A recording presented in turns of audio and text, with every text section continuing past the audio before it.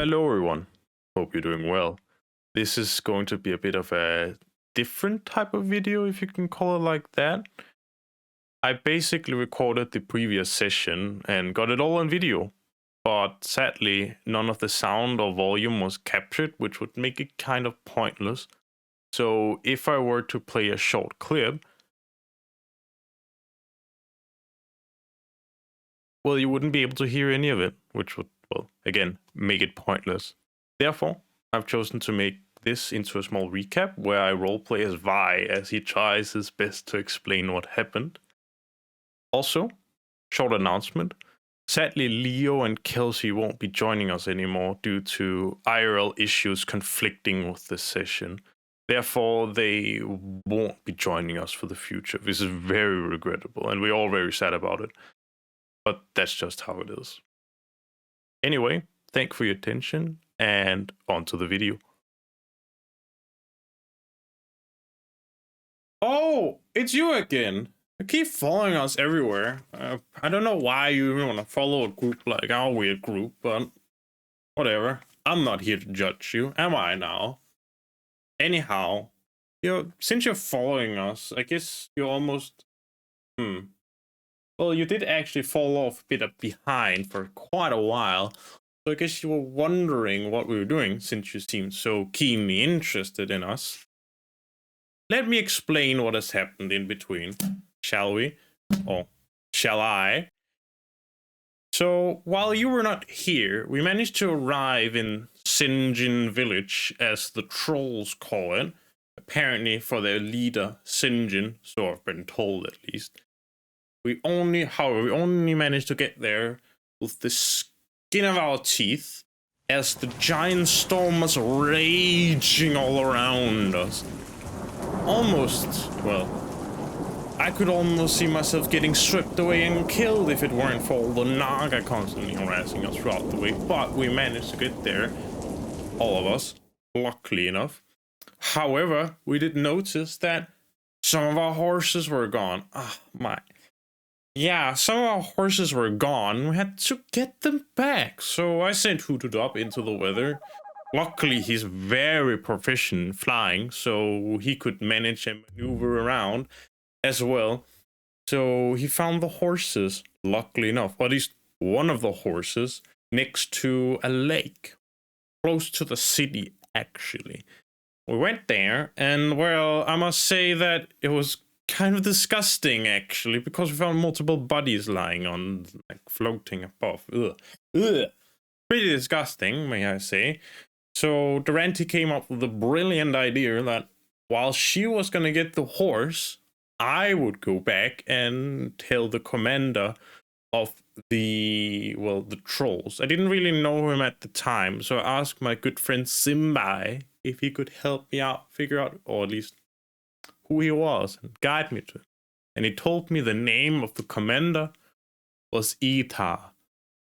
So I went to this E04 in the middle of this Sinjin village, where I spoke to him with my friend Gorthor, the giant orc, and we got in. We talked a bit, and he seemed very suspicious of us humans, and generally non-trolls and orcs.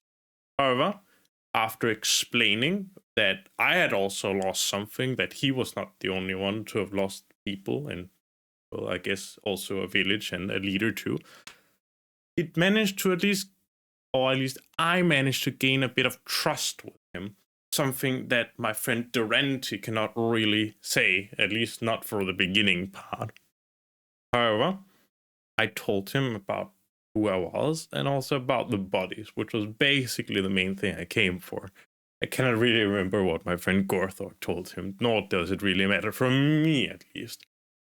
So I went outside, and I met Durante again, as she came riding back with the horse luck. I was almost a bit scared that she might not come back, simply because of what E04 told me, that apparently Nagas were lying around in ambush ready to kill anyone that went outside of Sinjin village. Ooh, she made it back, which made me really relieved. That would be very, very sad to have one of my close friends all of a sudden die unexpectedly while I was not able to help him out. Anyhow, She also went to talk to Ita, however, she didn't really have the same luck with the trolls. Apparently, she was a bit rude to them, and they didn't really want to speak to her in turn. So we just gathered up all the trolls and orcs, and the commander held a speech, where Durante again, upon listening to some of the speech, broke it, or at least disrupted it, to ask what the plan was, where the commander said that they were probably gonna lose quite a few trolls. However, their main strategy was to hunker down and capture a Naga for interrogation so that they can understand why the storm is happening. At least that's what my notes tell me, or so it would seem, yeah. Anyhow, we were informed of this plan, or at least Durante kind of forced it out. I don't know really how it went, or if he had planned it already. That's just what really happened there.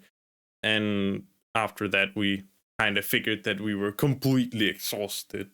I guess the adrenaline of having to fight for your life and march on for hours on end had finally catched up to us. So we decided to head down to a small hut to take a nap, or at least get some rest, before it was our turn to take a watch. However, while that happened, Durante went over and spoke to the commander, talking about apparently a lot of stuff regarding the Naga, the strategy, and the plans, or she have told me at least that much. She came back, and, well, we were already sleeping at that point, according to her. So she just went on her elven meditation that they luckily have. While that was happening, I began experiencing a weird dream, if you can call it like that. It was weird. I was in this graveyard, Lordaeron graveyard, if anything, and there were just endless rows of graves everywhere. I was a young boy at the time, even during that nightmare. At least that's what I felt like. I began running. I began running a lot. I began running quicker and quicker. And the graves began worse and worse and worse, state for state. As I kept running, the bodies kept getting up from the grave. The graves became even worse conditions if half of the body was laying upside down. And I was scared. I was a scared little child. And then I looked up. And up into the sky, I saw an eye. A slitted eye like a cat or a snake looking down upon me. And it told me, I see your fear. And I woke up. I was scared. I did not know what had happened. I'd never felt something this real before. No, not ever have ever experienced something as intense of a nightmare as before. So I had to hug. I hugged him dearly as Durante. I was so scared that even Durante from the other side of the small hut noticed I was sweating in the middle of the night. And luckily, after having hugged Hoot and talked with Durante, we came to an agreement that maybe we should talk a bit later about my past. Maybe this was some demons haunting my past. We don't know yet. And well, after that, I managed to get some sleep. Same with everyone else, as we were woken up by one of the previous watch, and we were told to go down to the beach and basically help, or at least take our watch. And so we did. Until some Naga came around and began attacking us relentlessly, and we had to defend our lives until the cavalry came, or at least the arrows soared across the sky and hit all the Murlocs. 20 Murlocs were rushing us, and they killed them. Thank you very much for watching, and have a nice weekend.